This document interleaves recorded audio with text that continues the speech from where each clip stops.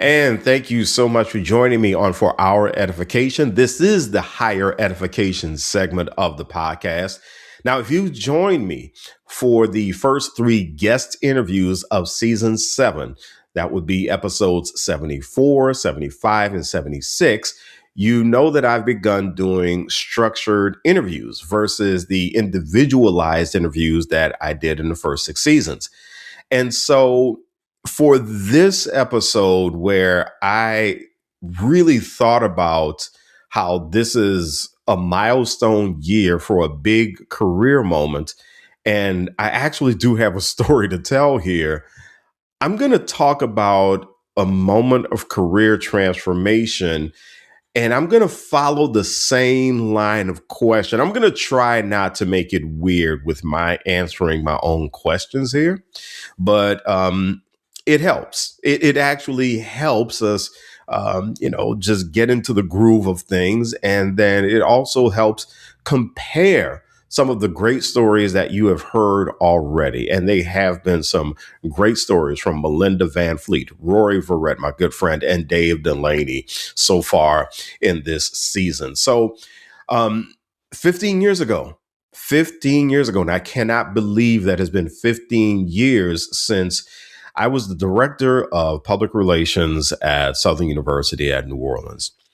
And one morning, I got a call.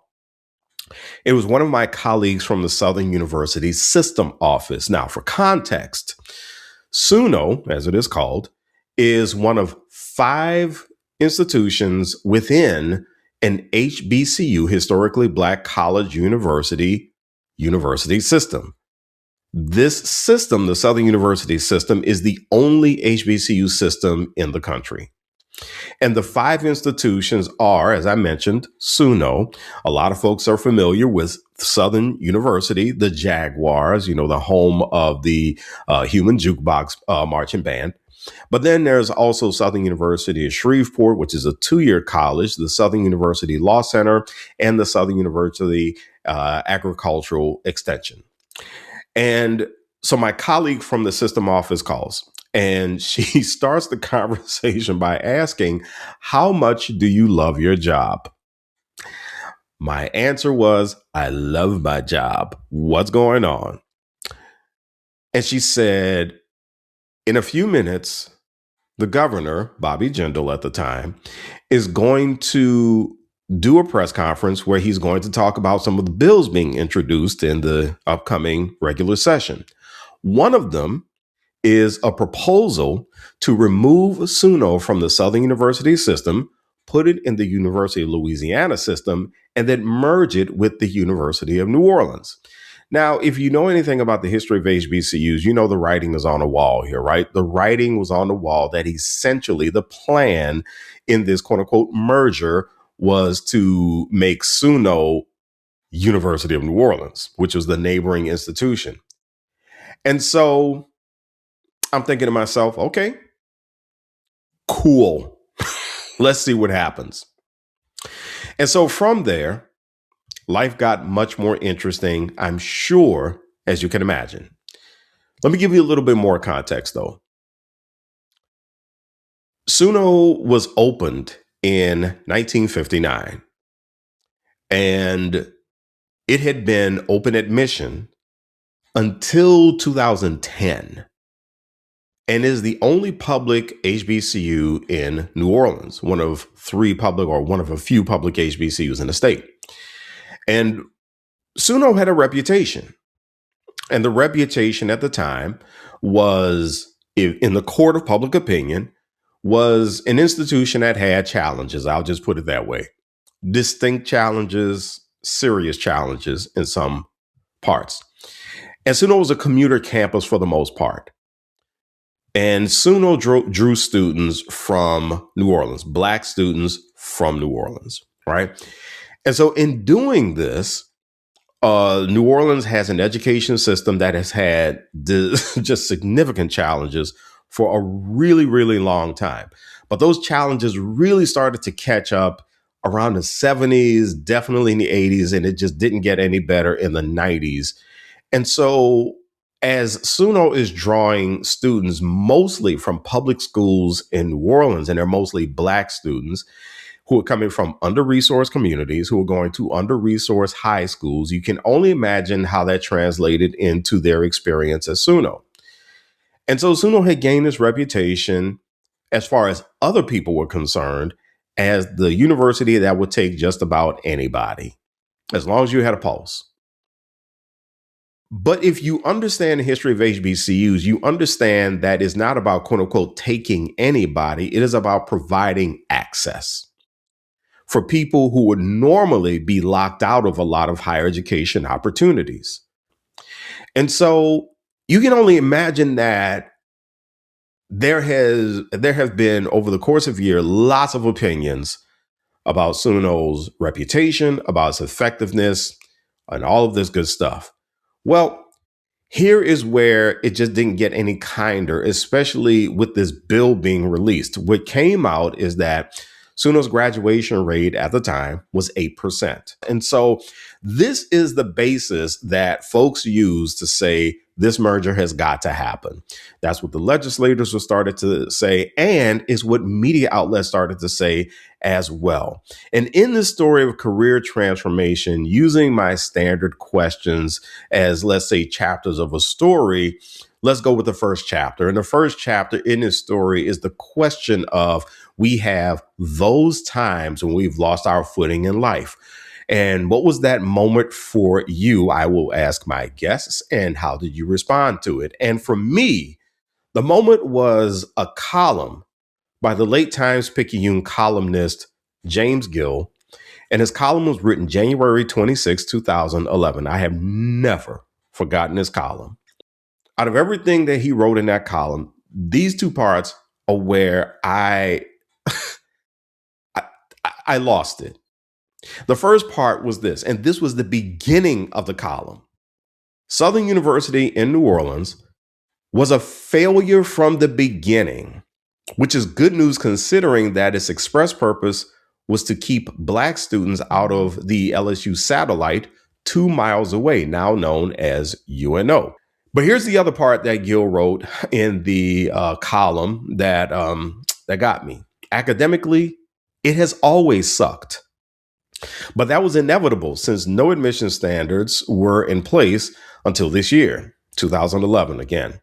Those standards are not all that high now, but even a 2.0 requirement may improve graduation rates where a high school diploma once secured entry. The notion that a barely literate graduate of a New Orleans public school belonged in an institution calling itself a university always was a joke. Now, I need to let you know this about James Gill. That to me spoke of his bigotry. But there are people who argue that he was not a bigot. They argue that, as his as the article about his death read, his acerbic wit. And it is true that no one was safe from Gill. He did go after a little bit of everyone. So he went after affluent people. He went after politicians who people loved. He went after politicians who people hated. He went after business people. He went after everybody. But I don't care what anybody says. That smacked of bigotry. And I took it as a personal attack. Now, it wasn't meant to be a personal attack. James Gill didn't know me. I didn't know him. All right. Full disclosure. But it felt that way because I remember how my heart sank. And what I felt at the time where I really lost my footing was this intersection that I felt of rage for attacking an HBCU. Also, frustration about malinformation from that column. Malinformation, by the way, because we have disinformation, misinformation, and malinformation. And malinformation is taking something that is true, because I'm going to put a link to the article in the show notes for your reference. James Gill did present data that was accurate, and James Gill did write things that were true. However, Malinformation is taking true information and weaponizing it in some way. And that is exactly what he did in that column. So I felt this rage for attacking an HBCU. I felt frustration about the malinformation presented in that article or that column. But I also felt fear for my livelihood, because now my job is on Front Street. And I'm trying to figure out, how am I going to deal with what's going to come next? Because I knew that there would be no mercy. And I was right when it came to media outlets and social media, because the second question that I do ask my guests about their career transformations is, the work that we do has a big impact on our lives. How did this moment impact your professional life? Since I had fear for my livelihood, I thought that my career was in jeopardy. This was my first higher education job. It was my first public relations job. And on top of that, I was a director. And oh, by the way, I didn't really have a team with me on that job. So I was flying solo doing this thing. That column, as I mentioned, it launched 1,000 smaller media attacks. Whether you're talking about traditional media or you're talking about social media. And all I saw was not only SUNO getting beaten up on a daily basis, it seemed, but I also felt beaten up on a daily basis. My professional life and my personal life had become one, because in doing this job, it wasn't just PR for me. You know, I grew up in New Orleans. I'm born and raised in New Orleans. I grew up only 5 miles from Southern University at New Orleans. I have friends who went to SUNO. One of my best friends graduated from SUNO. I knew people who taught at SUNO. And then on top of that, I'm a Black man. And I felt that it was my responsibility to do something. Now, the reality of the situation, as I know it now, it wasn't my responsibility. It was a team's responsibility. To make matters worse, I was going through a personal situation at the time. I was working through a divorce, and I had just moved into this apartment by myself. So guess what was happening with Eddie? Every single night in an apartment by myself, reading attack after attack after attack after attack on my employer on social media, and then seeing these same types of attacks on traditional media when I'm watching the 10 o'clock news. Guess what's happening with me? I am drinking. I got the apartment. I got bottles of alcohol. That was my life. That was my life. And I'm trying to figure out how I am going to navigate my way out of this thing. And I'm also taking on this full responsibility to be the person who presents an entire university in a different light to a public that has all but made its mind up. Which takes me to the next question in the next chapter in this story. And I'm going to turn this into a 2-part question, because I normally ask my folks, what did you learn about your ability to adapt to change? But let me add something to this. I want to talk about what I learned about my ability to adapt to change, but then also I want to talk about how it transformed my career. Ironically, that's a specific question I've never asked. But the thing is this: I learned that my ability to adapt is stronger than I ever thought it was. I had a great boss at the time. She might not want me to mention her name, but I will, because she needs her flowers. Gloria Moultrie, a SUNO alumna. She was my boss at the time. And it's something that I learned from her. and it helped me adapt. She was so good at maintaining her composure, even when she was worried sick. She didn't hide being worried. You could see it all over her face. But I learned that you can be worried, you can be upset, you can be whatever you want. Just maintain your composure. You've got to hold things together. That was such a valuable lesson. There was something she told me too that helped me with this composure piece. Because whenever I was not pleased with something, it was all over my face. I mean, I'm still like that. And whenever I was about to go left and say something I didn't need to say, Mrs. Moultrie would simply say, "Fix your face." That helped me adapt. This notion of being composed and fixing my face.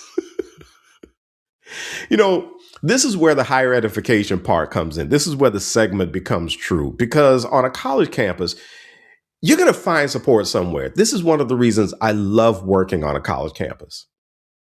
I always talk about how a college campus is a small city.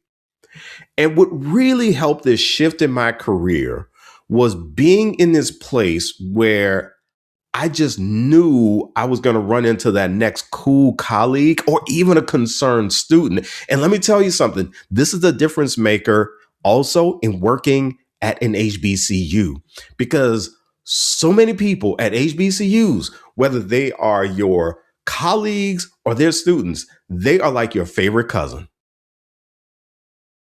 They're like your favorite cousin. There was this brother who wrote on Threads the other day. Oh, I really wish I could remember his screen name. But there was this brother, he wrote on Threads the other day, working at an HBCU, don't wear a suit to work one day, because folks are going to be like, "Oh, okay, suit. I see you, suit." You could do just the most minor thing to you, but somebody is going to call it out as something big to them. "Oh, I see you, Mr. Francis. You got a haircut today." "Mr. Francis, I like that tie." "Oh, Mr. Francis, oh, you going to get somebody today. Who got you, Mr. Francis? Do I need to go beat him up, Mr. Francis? Who I need to go beat up?" Now, that's the students, by the way. But it could also be the faculty and staff. And you know what? Even the people who annoy you at an HBCU, when you leave that joint, as much as they annoyed you, you know what they become? They become the pain in the ass cousins that you miss. Like, you talk about them and say, "Oh, I couldn't stand so and so, but you know what? I wonder how that brother's doing." This is where the strength of HBCUs honestly helps a lot of people in their careers.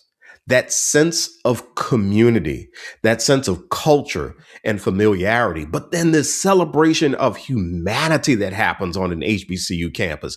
But what also helped me adapt was realizing that higher education is this celebration of people overall. It's about the people. But, you know, I'll tell you what I also learned about my ability to adapt is I learned that when my back's against the wall, and I have operated like this for a long time in my career, but it became very real in 2011. But when my back is against the wall, I can be very creative and I can be very resourceful. I'm going to find my way out of a situation. Now, as far as the specific career transformation point, a little bit more about that. You know, when it all blew over, and SUNO had been removed from the bill, spoiler alert, SUNO is still part of the Southern University system. I looked like $1,000,000. This is actually how I got recruited to my next job at Paul Quinn College in Dallas. And the next chapter of this story is asking the question and adapting to the new reality. How did I feel about myself and my sense of personal leadership? How was I developing it? And I have to say that this situation, as horrible as it was, I did find myself opening myself up to new learning opportunities, because it did make me realize that I had a lot to learn. not only about public relations, but about higher education overall.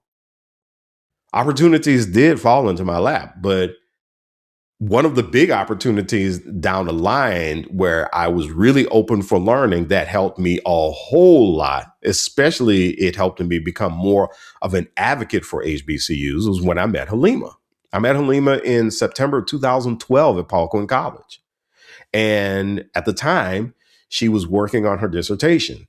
She talks about her dissertation in episode 29, where we talked about HBCU funding disparities. And when she talked about the work that she was doing in her dissertation and how some of that work included really putting the history of HBCUs in a context, that really helped me understand a lot more where I was in the space that I was working in. And it made me want to work in the space more. My confidence in my professional competencies grew. And also, I felt better about how I was developing my intestinal fortitude. But then also, I made a decision later down the line to bring my light wherever I go, or to take my light wherever I go.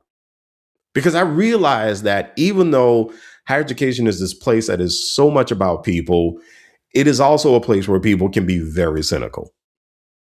And I realized that I can't let myself fall into that. And so the way that I have developed my personal leadership over the time is making a choice to try to just hold on to my light and try to make it shine wherever I go.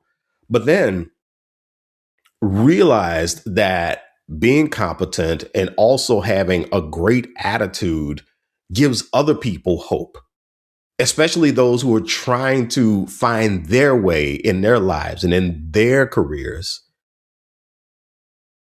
The other thing about developing my sense of personal leadership is that it made understanding who I am and what I do a priority. I had to understand those things a lot more. What made me tick? Why had I become so enamored with this world of communications and marketing and public relations in higher education? And why HBCUs?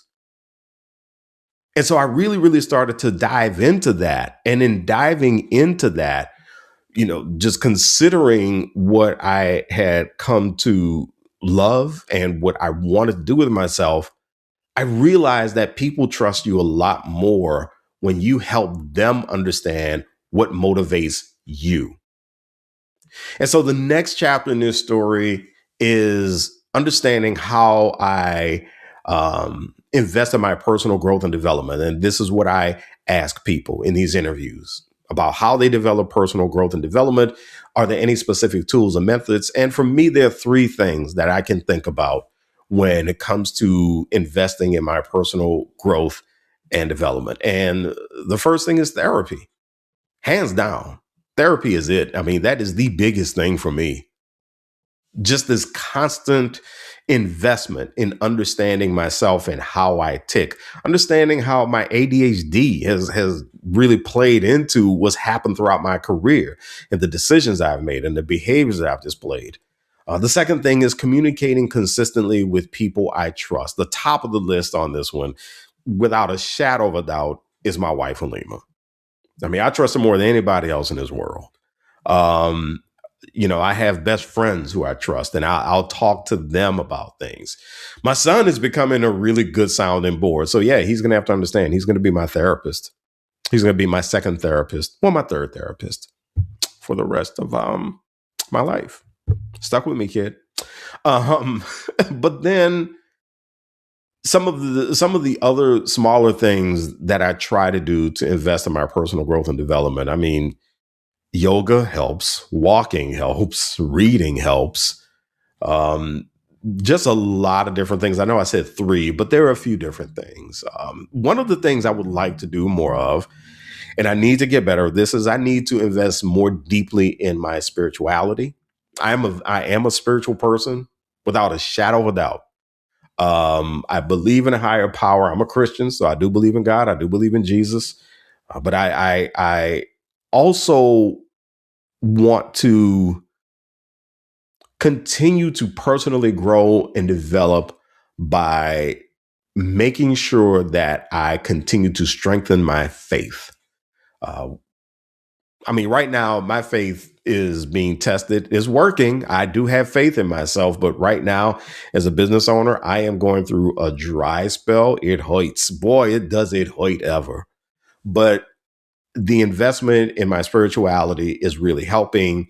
I am feeling myself become stronger in my faith every day. And so that is something that is really keeping me together. And the reason I ask folks this question about how they continue to invest in their personal growth and development is I think whenever we go through a major career transformation, we can't do the career side well unless we take care of the personal side first. And that personal side is more intense development and growth than the career side, in my opinion. That's what I've observed. And to end the story, I always end these interviews, and I've done this for a while now, by asking folks that if they were a skywriter and they had the opportunity to write a message in the sky for the edification of the nation, what would it be? And my message would be this: higher education is the community that we need.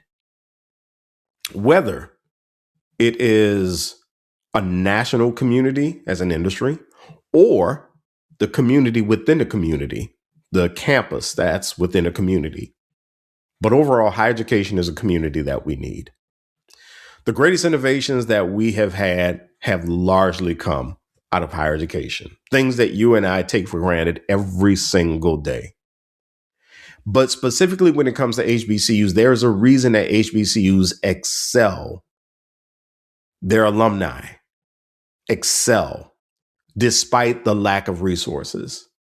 And it is that celebration of humanity, and specifically with HBCUs, that celebration of culture. That is the difference maker. And that contributes heavily to this community that I think we all need right now.